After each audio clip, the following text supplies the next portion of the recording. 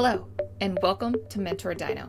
I'm your host, Caitlin Rossier. I am an architect and founder of Mentor Dino. I firmly believe that architecture, engineering, and construction professionals can achieve true success by embracing human skills as their guiding principle. So each week, I interview amazing professionals in and around the AEC industry as a way to share stories, inspiration, and advice for others finding their own unique career path. Thank you to all of our current subscribers, and if you're new, we'd love to have you join our community. So if you like this episode, please do me a favor and hit subscribe, like, or leave a comment below. It really helps others be able to discover this resource and support them on their own career journey. So let's dive in. I really hope you enjoy this conversation.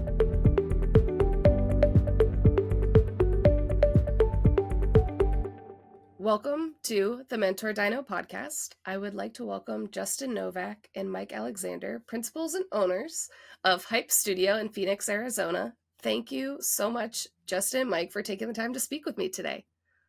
Hi, Caitlin. Thank you for having us. Yeah, thank you. So I always start out with my loaded question, and do you guys mind introducing yourselves to let my audience know a little bit about your experience and journey for how you got to where you guys are today? Okay. So I'm Mike Alexander. I'm an architect. I grew up in Glasgow in Scotland and went to university there, studied civil engineering to begin with, and decided that was definitely not what I wanted to do for the rest of my life. I think the most exciting thing that I designed during my first year of civil engineering was a sewer cat, and I couldn't see myself doing that for a long time. So I quickly shifted to study architecture. I went to the Scott Sutherland School of Architecture in Aberdeen in the northeast of Scotland and got a master's there. I worked for a couple of years in Scotland, a couple of firms, before moving to Spain, Barcelona. Took a little bit of a break from architecture, but still did a few jobs on the side. And then somehow found myself in 2005 in Phoenix, Arizona. I was lucky to get sponsored by a local firm to stay here. And since then, I've just worked at various firms around the valley. Prior to starting Hype Studio, I was an associate principal at a firm called Works Bureau, which had previously been Will Bruder plus Partners, one of the more kind of notable firms in Phoenix. A lot of my work was in Saudi Arabia, in Riyadh. It was very interesting work, and there was a very kind of steep learning curve, a lot of great consultants. Bureau Happold, for example, out of California. So really like great, interesting work. But I started to miss doing work more locally, seeing that work come to fruition, being able to experience it more on a daily basis, and just being a little closer to home. So as some of the design work there started to peter out, I started to do a little bit more side work, and build a small personal portfolio, at which point Justin and I started talking a little bit because Justin had his own history that intertwined. Yeah. So jump it over to Justin. Justin Novak. I'm born and raised in Phoenix, Arizona. I went to Arizona State for undergrad and graduate school. Out of school, I had an internship abroad in Barcelona, Spain. I've done an internship in Nova Scotia with Brian McKay Lyons. And then coming back to Phoenix, I worked at a few smaller architecture firms, which then transitioned into working for some smaller design build firms, which is where Mike and I met. And then prior to starting my own practice, I worked for a large luxury multifamily developer here in Phoenix and Scottsdale, Optima. And then I started my own practice around six and a half years ago. Hype started around 2.5 years ago. So, sort of experience and journey to get us here. So you originally started Hype Studio and then Mike No, joined, or did you guys? no. So I started NVK Design Okay. about 6.5 years ago. I had a team of four total, including myself, and I was at a point where I wanted to grow, but I wanted to grow at more of a leadership level. You know, throughout the time of NVK, I hired a lot of interns from ASU or U of A, and that was good. And then some of those interns became full-time employees, and we were just at a point where I was wanting to grow the company but add more leadership, because we sort of had the younger generation in the studio working. And so, Mike and I had worked at a design build firm about 10 years ago. Um, we just started having these conversations of, him wanting to pursue more local work, me wanting to add leadership, expand and add leadership. And so I think it was just, as the conversations evolved, I think it's just something where it seemed like it made a lot of sense and it was a good fit. Yeah, and sounds a lot with timing too, Yeah, no, I just think for where you guys both were at the time. very much Yeah, so. and I think to some extent I had been considering going solo for a while, and perhaps the conversations with Justin just helped to kind of fuel the flames a little bit, and quite frankly made it a little less daunting. Um, you know, um, he already had established a pretty solid network, and had done some of the heavy lifting of establishing a firm. And some of the team that he had in place, we still have in the office today, which is great. So it did certainly make it a little easier. Yeah. And so how did the shift of the name change happen with the partnership, or how did Hype Studio come to fruition? Yeah, so the practice I had before was NVK. It's my last name, and when I started NVK, and it was meant to really just be a temporary name. I'd never wanted it to reflect me personally because I always had thoughts of having a team, the practice being reflective of a team, and so when Mike joined, as much as like we really liked our branding and the NVK sounded great, we wanted it to be more reflective of the kind of experience, the kind of work, more team based, and so and we were just adding Mike. I wanted him to feel part of it as well, and so we went through that whole sort of branding naming exercise. Talking about the what we wanted out of the practice. What from our prior experiences we wanted to bring to the practice. How did we want the work ethic, the lifestyle balance, how did we want all of that to be with whatever the new practice was? And so Alexander Novak sounded a little bit like a lawyer's. So, no matter which way you put it. So we felt that hype, it offered various things. I mean, there's kind of like an energy that comes with it. It offered like some, even early on, we had a local branding and marketing designer involved, a good friend, Paul Howell. And even as we were going through the naming process, he was also helping us with, hey, this would be great for branding. We could do this. So it was quite a long process. I think for this first 6 months of Hype Studio, we were actually still flying under the flag of NVK. Hmm. And I know finding a name is so hard. I know when I started Mentor Dino and trying to find something that wasn't my name, Right. because, well, like you, Justin, I don't want my name tied to something that I hope grows more.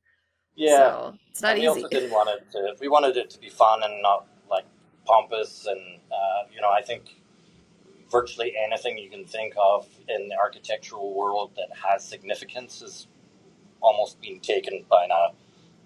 So it really is a challenge. We know several other firms that have started since our inception, and they've gone through the same challenge, and it's a tough one. Yeah.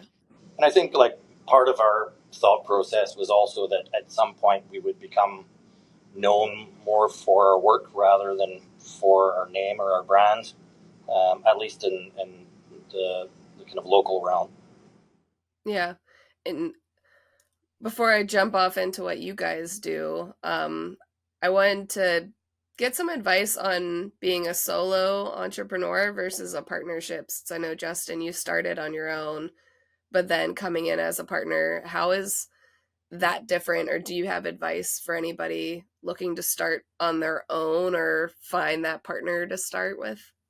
Yeah, sure. I mean, when I started out on my own, I wore all the hats, right? I did everything. I had to go out and get the work. I had to do the work. You take care of everything, and so that was a really great experience. Looking back, and cut my teeth, figured it out, learned, asked a lot of, questions of others who had come before me, and the community is very supportive as well. I think when I started NVK, they were very supportive. When we collaborated on Hype, they were very supportive, and so while I might have been just one, I was never doing it alone. My wife and my family were very supportive throughout the whole process, and so while it might have been just me, there was definitely a village helping,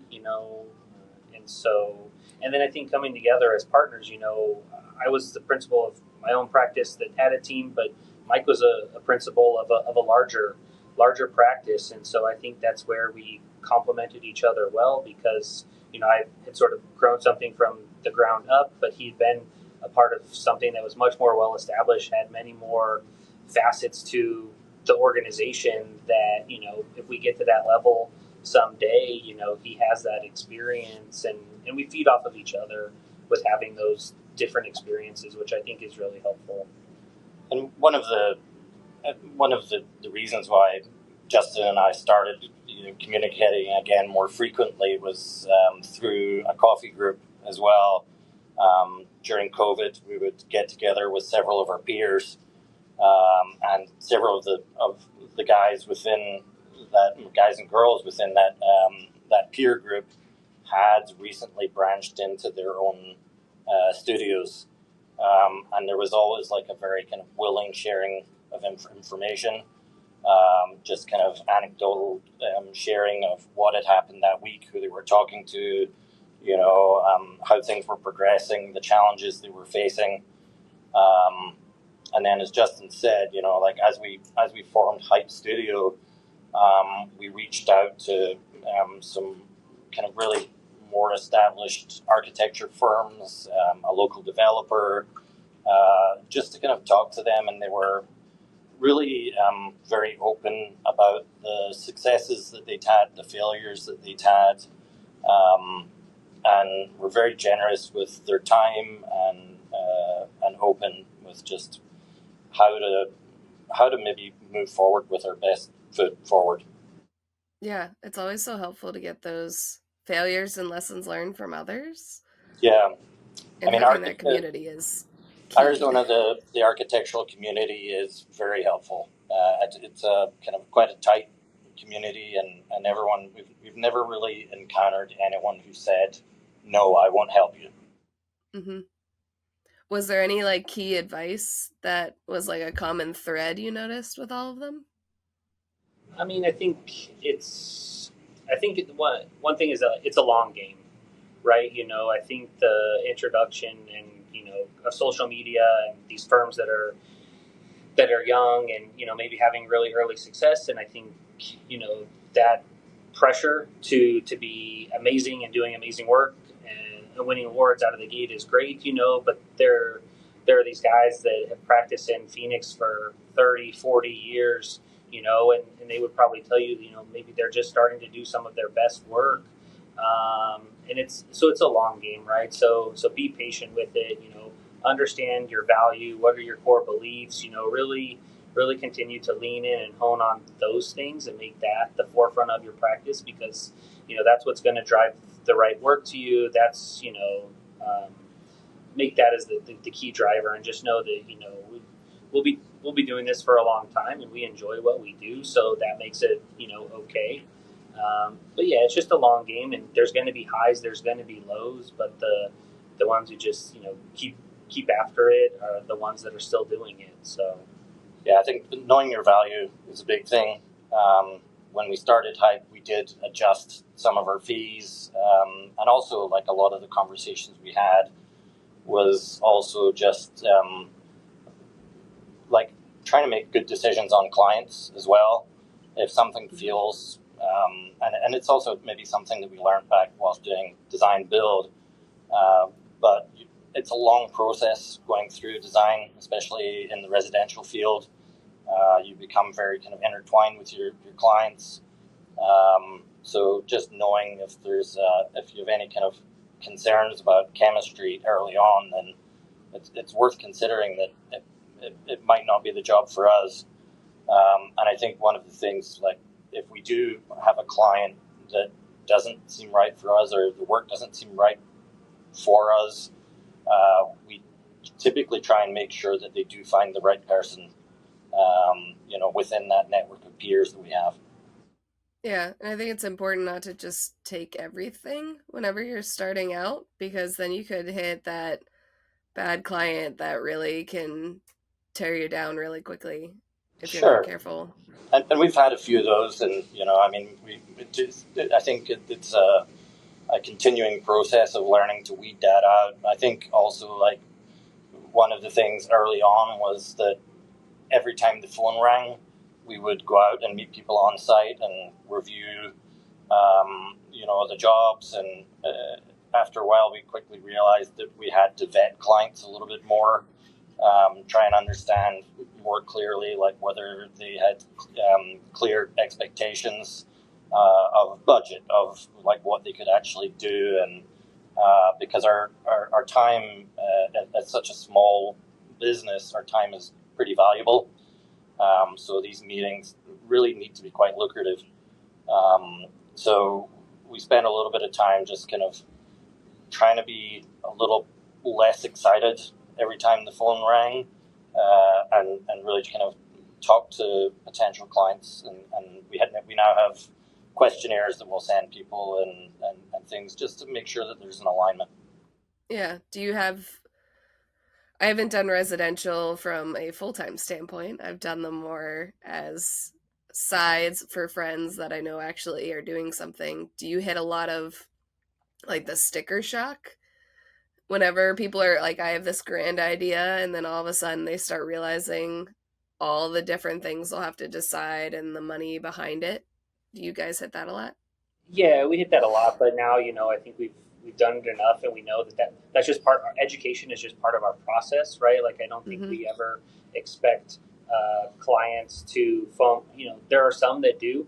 Whether they have a background in development or construction, but I think we approach that every client that we do meet doesn't know what our fees are, what our process is like, and so we've worked internally to really hone that, and so that when we do meet a potential client, we're able to sort of lay out a holistic plan, path, all the fees that might be associated with the project, and while it might be overwhelming for them at first, I think they really appreciate, how complete of a picture we can paint for them so early on in the process that they're able to absorb as much as it then, as opposed to just biting it off on bits as they go along. Is I think where previously it's we failed at that by not giving them more up front. Just they want to know what to expect. Yeah. So the better we can do that, the better they can be educated and better they can understand the process and the value that we bring. I think early on we would do projects and they'd be like, well, why is your fee so much? And then they get to the end of the project and they're like, wow, that was a lot of work. We get it now. And so trying to do that education at the beginning of the project so it's a much better conversation throughout the process is really helpful. Yeah, because they're typically not building 10 homes for themselves. Like, No, it's a and whole different level of like pride and value for themselves for what they're building. Whereas some commercial clients, yeah, they may have their name on it if they're a donor or lead an organization. That's different than a home. yeah, and it's interesting. I think like in the current climate, we have a lot of clients who maybe look at this as being like their 5-year home or their 10-year home, and it's an investment. And regardless of that, we always try and design something that it's going to be their forever home. Mm-hmm. And we feel like if we do a good enough job, then when 5 years are up or 10 years are up, they're not even considering moving on. And I think that there's always an element of sticker shock in our current climate. But if we can justify it, and we certainly don't ever want, we're there as a shepherd for our clients. We want to give them great design, but we need to keep them on track with their budget. And we certainly don't want to put people in a position where they're house poor just for the sake of, like a beautiful fireplace. Yeah, it's important. And I think a lot of architects sometimes just want that high design. And sometimes they don't step back to think about their clients. And, they only have so much purse to deal with. And you don't want their purse to be empty for decades down the road where they can't go enjoy life. Yeah. And I think, and also, the majority of our work is referral based, right? And so we want to make sure we're doing well by our clients for the project, so that that when they meet somebody else, or they have a friend, or there's another opportunity, that they're like, the guys at Hype, they did a great job. I know the budget wasn't huge, or we had to cut back on some things, but they got creative when they needed to be. We splurged when we could, but overall the process was really enjoyable. And I think that's a big takeaway for us, because this is what we do day in and day out. And so, we don't want to fight with a client all the time, or with the city all the time. Like, we need to enjoy what we're doing as well. And so that means a lot. And I think that's reflective in the fact that so much of our work is referral based from, past clients. Yeah, you gotta have some fun. Yes. Yeah, absolutely. And I think we're lucky in terms of the fact that we have the construction background, that as we're going through design, we have the ability to value engineer a little bit as we go, and we're cognizant of what design decisions, what the implications are financially, and that's a shifting landscape, so we have to try and stay pretty current these days. It used to be a lot easier, but I think it is one of the things that maybe kind of differentiates us from some of the other design firms around. Yeah, because you guys are a design build firm. So can you guys maybe? Well, Kind of. yes, it's interesting. So when I started NVK, it was NVK Design Build, and I very much wanted to do design build. But you quickly realize that the reality of a one person design build firm is not really possible. It's just too many hats to wear. You have to have a project of a certain scale in order to make it financially feasible for you. And when I started, there was a lot more design work, and so I leaned into that. And then when Mike and I were talking about starting Hype, it came up, should we do design build? And we'd come to the conclusion of, there's some really great contractors in Phoenix that we really enjoy, building our work or working with to build the work. And so we would lean in more to the design side. And so we started that way. However, I don't know if it's like, sometimes the world tells you what it wants from you and what it wants you to be. And so in the past, year and a half, we've had opportunities that have come up to do design build.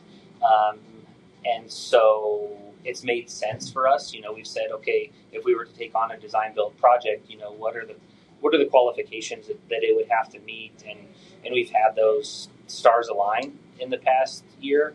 And so we have 2 projects right now that we're doing as owner builder, design build, that I think we're doing really well at. I think the clients are very happy with how the process and how the product is coming. And so now Mike and I are having these conversations again of like, where's the balance between it, and can it be found? Because we do enjoy being in the construction side of it and out in the field. There's a lot of creativity that comes out of that, of figuring out details on the fly. there's some really amazing subcontractors and fabricators in Phoenix. So like we can have some really great conversations about what's possible and lean on them for creative solutions. But at the same time, the construction can take away from the architecture as well. And just trying to find a balance is something we're working on as well. Yeah. But I think, it also gives us the ability, the contractors that we work with, when we do sit down with them, and I guess these days we try, if we're not building it, which is maybe 80% of the time, then we try and get our clients to find their general contractor as soon as possible, to get someone on board to help with early pricing. And I think quite often when we meet new contractors and they come into the studio, they're a little bit wary of architects, just in general. I don't know if that's a valid kind of fear or not, but I think the fact that we have that background, we're quickly able to put them at ease and have conversations where we're speaking the same language and we have the same goals. And I think it's fortunate in terms of from a very early stage in the project, we're working together with those general contractors as a team, and there's not an adversarial kind of element to it that I think is quite common, unfortunately, in the world of design and construction. Yeah, I think everybody's hit their bad project at some point in their career where they have that battle between contractor and design team. But the ones that you can have that harmony with, it is more extreme than night and day. You can have so much, like I like saying, having fun doing this profession, and those that you can work together when you come up with challenges, figure it out as a team and not be pointing fingers and just kind of get past it. It can really help that energy along the way. Yeah, I think the fact that we have the construction background, we express a certain level of appreciation for what the contractor has to do, and I think by expressing that appreciation for what they do and their process, that appreciation then comes back to us when we're trying to explain our design intent or the intent of a detail. And so by having done construction and having an appreciation for what they do, I feel like that's come back to us as well for the design of a project. Yeah. So for your current projects that are design build, did you partner with a contractor for those ones? Or how is that working?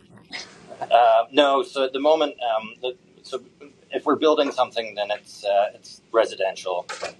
We do have commercial work that we do also, but for the design build stuff, it's residential, and it would be done under an owner builder contract, where the owner is registered with the city as being the builder, which is allowed in the state of Arizona, and we act as a construction manager. Gotcha. So basically, the client is signing all of the contracts, and all of the legalities and insurances rest with them. What we bring to the table is scheduling, subs, and we just make sure. So we're wearing a lot of the hats of a general contractor, but it's kind of GC light. Yeah. So are you enjoying doing more local work now, Mike? Oh yeah, I mean, we have a lot of projects that are under construction now. We're able to get out and see them, whether we're building them, whether someone else is building them. Whereas getting to Riyadh was a 24-hour journey, and one that was quite unpleasant, to be honest. So yeah, and I feel like getting to be within some of our more commercial work. We do a little bit of hospitality work, restaurant work. So getting to see some of those projects coming to fruition, it's nice to be part of the community, and also just to forge alliances with local business people, developers, realtors. I think it's just a lot more rewarding than when your work is on the other side of the world. Mm-hmm. So how do you guys divide up who does what for hype? Great question. Changes day to day. What's your mood? No, I mean when we started Hype, we very much did we did everything together. We wore all the same hats because coming from me having my own practice and Mike being principal, associate principal of another practice, that's what we were associated with, right? And so to really sort of showcase a unified front of like, hey, this is Hype. It's Mike and Justin. Starting out, we have a team, but like this is the sort of leadership of Hype. And so, beginning we did, meetings together. We did everything together. Over time, we divide and conquer at certain things, but for every project, we always start on it together. In addition to a team member or members as well that start on a project, which we found that clients have really enjoyed. And they've echoed that like, hey, I like the fact that I'm getting both principals on my project, for the sort of conceptual and schematic. I think it works out well between, the two of us plus a team member or two that might be on a project, that we have that collaborative effort. And then from there, once it goes into DD, there's sort of a principal in charge of that project. And that's where sort of the division happens.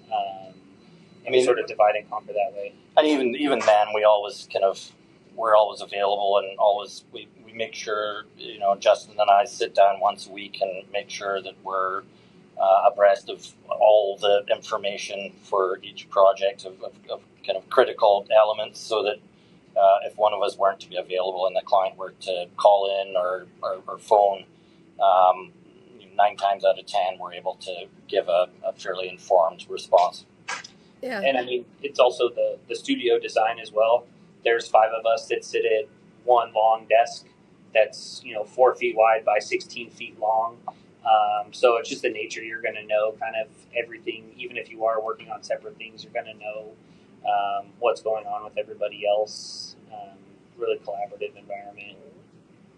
Yeah, but I think that also helps you guys build that trust with the residential clients, that this could be a very scary process. And then if Mike's on vacation, if you call them Justin, it's not like, well, who's this other person? I haven't talked to you before. What do you even know about my house?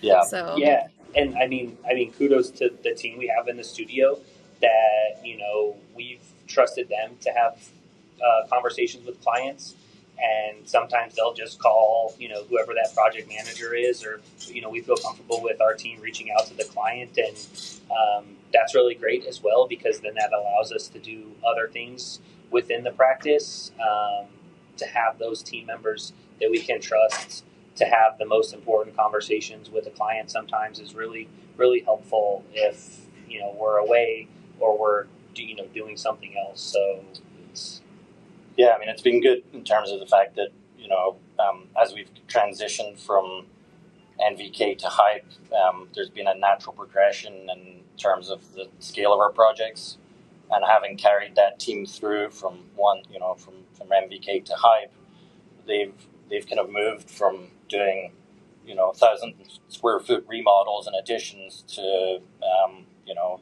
I think our biggest monster right now is 22,000 square feet residence, and just because of that natural kind of that slow growth in terms of the scale of those homes, it's been an education for them. So they're more than capable of dealing with projects that are at that scale that I think perhaps a lot of their peers at a similar stage would be left a little kind of terrified of. yeah, and since you're all local, I'm sure they're on site all the time to at least see that construction, because you guys talk so much about your construction knowledge. I know when I started, I was on site all the time, and I saw my knowledge base compared to peers that weren't on site all the time at a completely different level. 100%, and we made sure that as we started doing a little bit more construction management, that we were allocating. It wasn't just Justin and I. I mean, education just in general is important to us within the studio. If there's something that one of our guys is unfamiliar with, then we make sure we take the time to walk it through and to explain what our rationale is behind things. And to the same extent, we'll have one or two of the guys involved with each construction project, and we go through that same process of this is what we're going to do, this is why we're going to do it. We try not to throw them in at the deep end in a way where they're kind of fighting for their lives, but there's a little bit of kind of just giving them a lot of responsibility. And to know that they have a lot of responsibility. There's a team behind them, or there's principals behind them that are there for support. Yeah. And we're not just telling them what needs to be done. We're asking them to be creative, or to talk with a sub, to talk with a metal fabricator about the details and what the design intent is. And if they do need help, that we're obviously right here, but it's an opportunity for them to learn and grow. And I think the team has grown dramatically through the construction projects that we've overseen. And yeah. Do you have any advice for someone looking to focus on high-end residential? Yeah. No. Get a shrink. Get a shrink for your clients and a shrink for you. Probably one for each, just not the same one. Yeah. I think it boils down to growing your network and growing your portfolio. I think getting out of the architecture field, out of the field from like a networking standpoint, and meeting people that are outside of that are in, related industries or unrelated industries. I think we've only ever had 2 clients that were architects, and so it's like those aren't going to be your clients. Those aren't going to be the people that refer you, and so, we make it a point to meet with developers and general contractors and people in real estate, and then just out and about casually in life, whether it's, on the weekend at coffee, or, during the week at the gym, or, wherever it is that we're meeting people and growing the network there. And that way, I think, is really important, because I think you come out of school and you spent this really focused time with other architects or other designers and that, and then you go work at a firm where that's what they all are as well.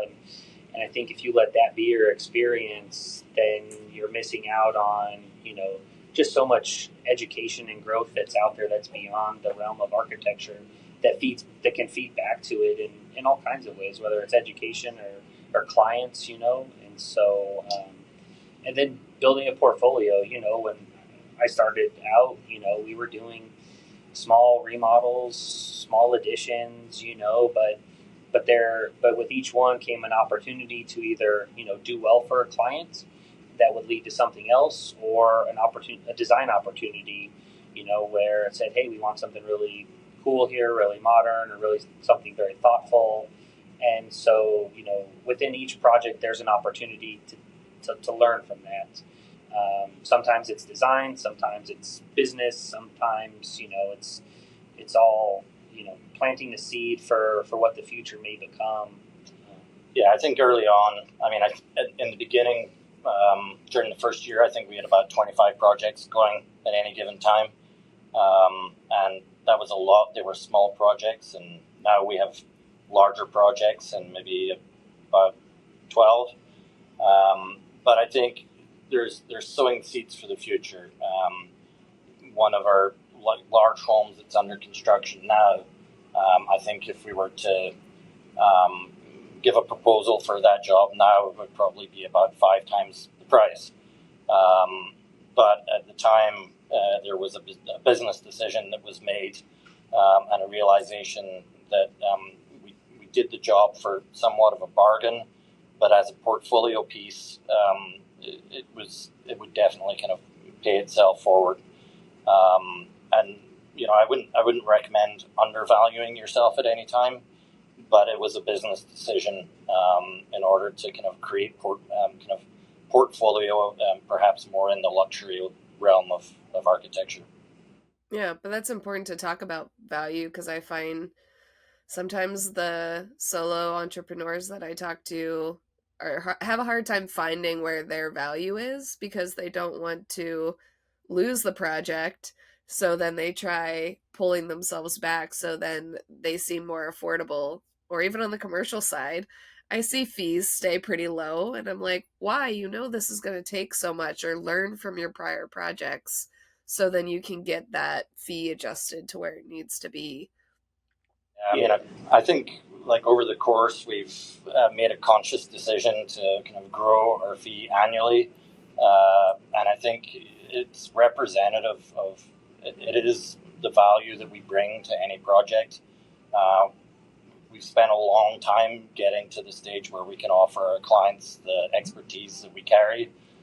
We've got a great team behind us, and there's just value in that. We're not overcharging anyone. We're just getting the fair value for the services that we provide. And I think that gets back to the sort of the education that we do with clients at the beginning of a project. You know, we present them with a proposal that breaks down the process, that breaks down, you know, what consultants are going to be a part of the project, what their fee might be, even though we might not have a design yet. But the big one in that, I think, is also deliverables. So they see like, hey, at the end of each part of it, we're giving you all this.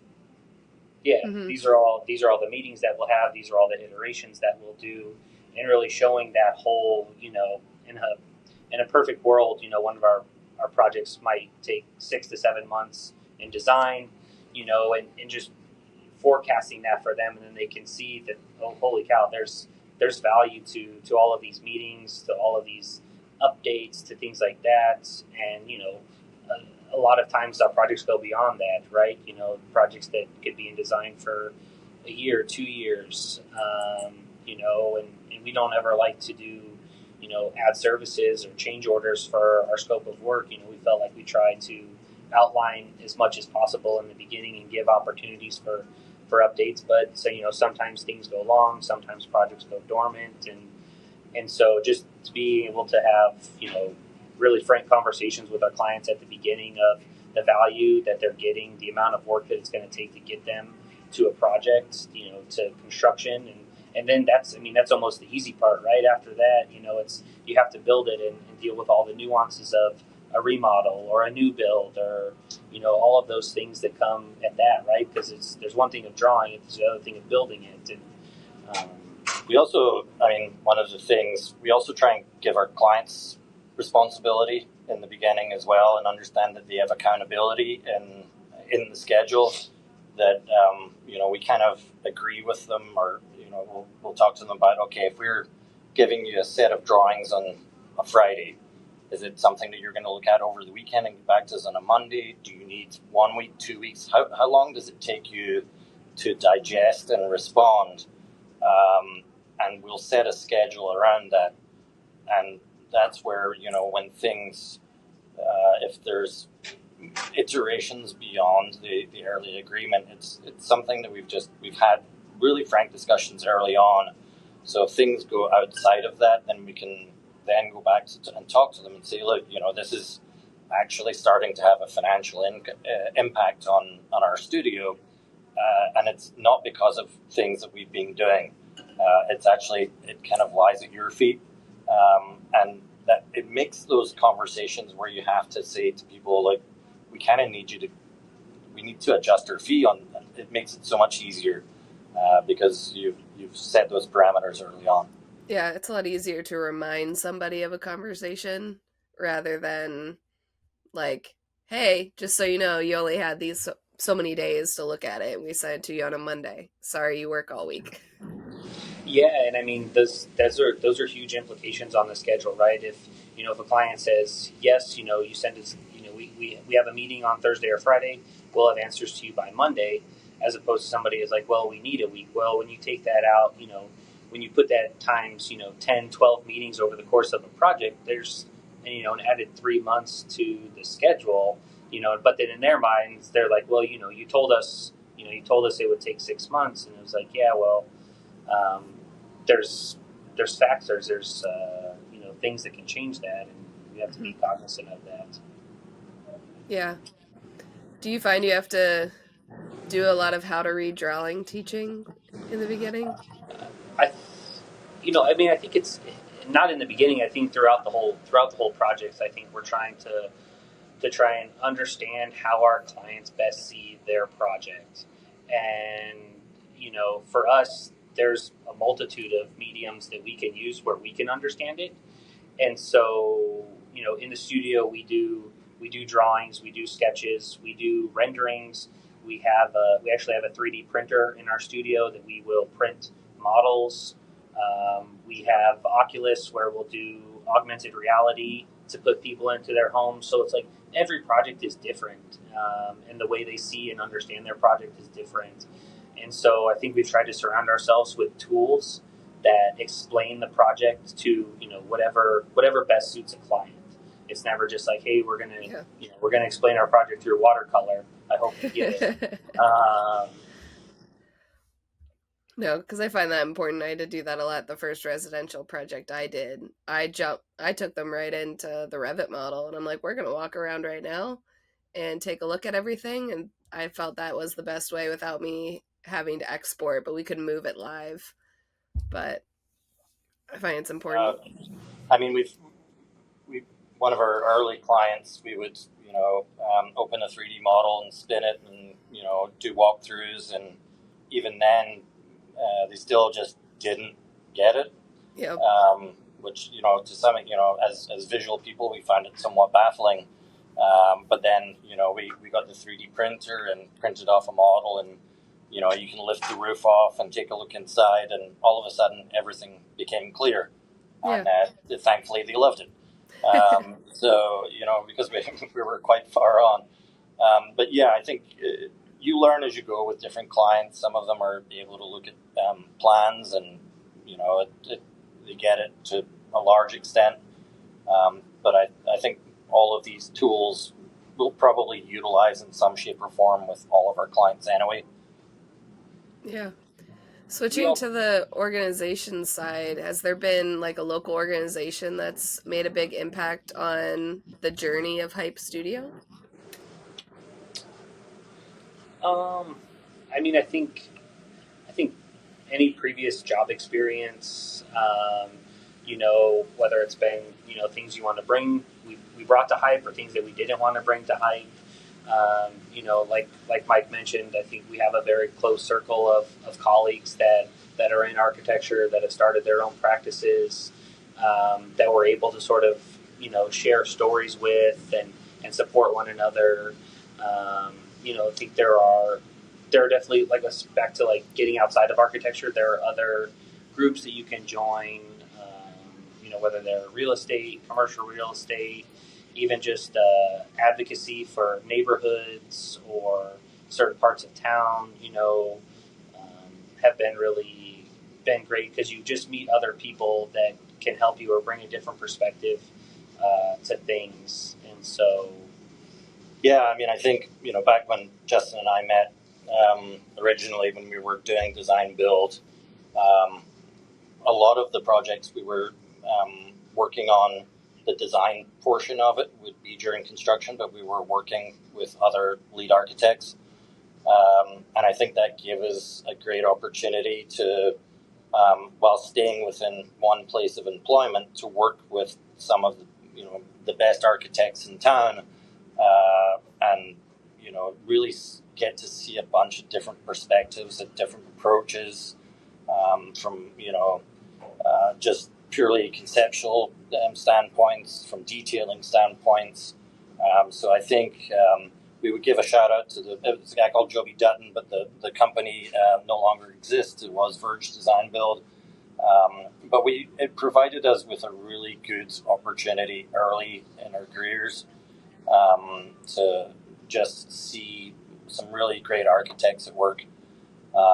So I think that was very impactful, and from a personal standpoint, it was, upon leaving that, it was one of the reasons why Will Bruder and Works Bureau were interested in hiring me, because I had, as you say, that construction experience, and I know that kind of played into some of Justin's further moves as well. So I think, expanding your horizons beyond just the traditional role of an architect can be quite fruitful.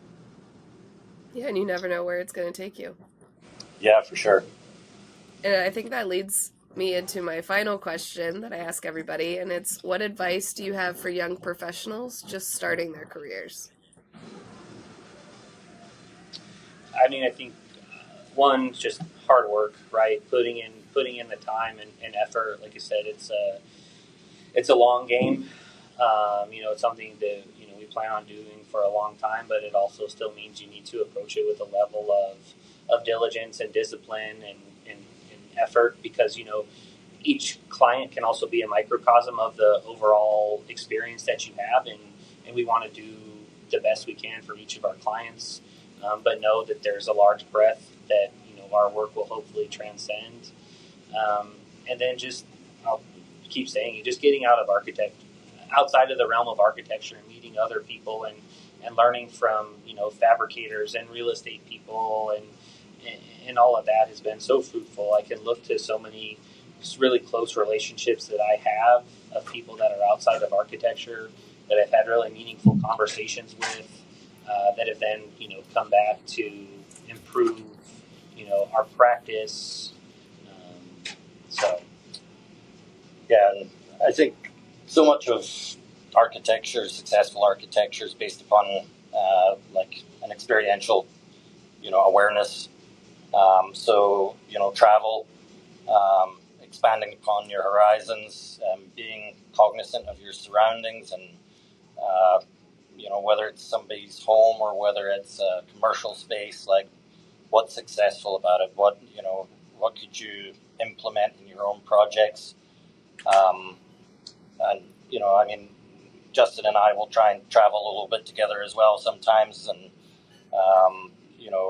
and just talk about like what are the great things that we're seeing around us, whether that's a great cocktail or whether it's like an expansive view out a window.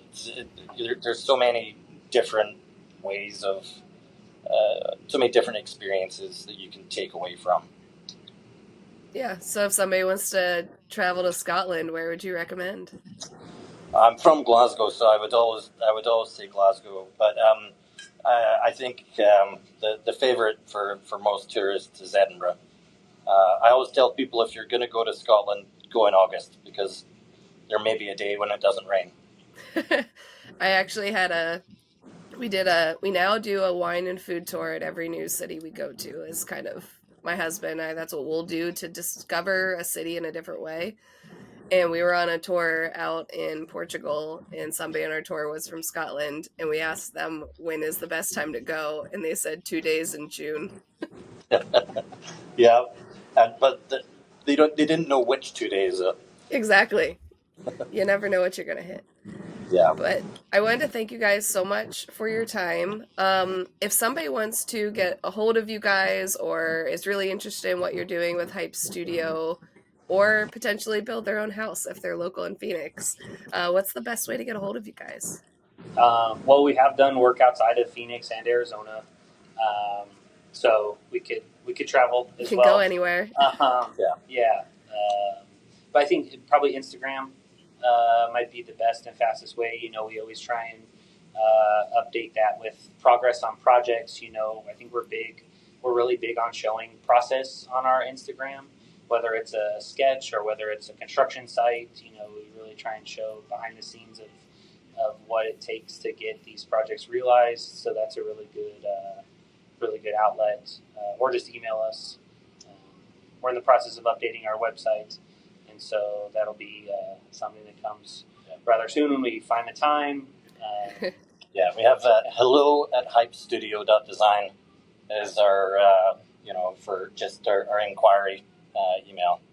Yep, I'll leave your Instagram handle below in the show notes, as well as your website. If your website changes, just let me know, and I can update the show notes if you guys change the name with the Perfect. website. So, but thank you guys so much. This was a fantastic conversation, and Yeah, I'm sure thank you everybody very learned much. a lot. Thank you. Yeah, it's been lovely talking with you. I hope you enjoyed our discussion today. Learn some advice to take with you and see how our industry is all tied together to create the world around us. Check out the description below for any links or resources we discussed. If you liked the episode, please do me a favor and hit the subscribe button. Give me a thumbs up and leave a comment below. It really helps others be able to discover this resource and support finding that career path that best works for them. If you know someone that has inspired your own career that you'd like me to interview, let me know in the comments below, or you can reach out to me via my website or LinkedIn. I'd be happy to share their story or your own. Thank you again, and I cannot wait for the next career story I get to share with you next week.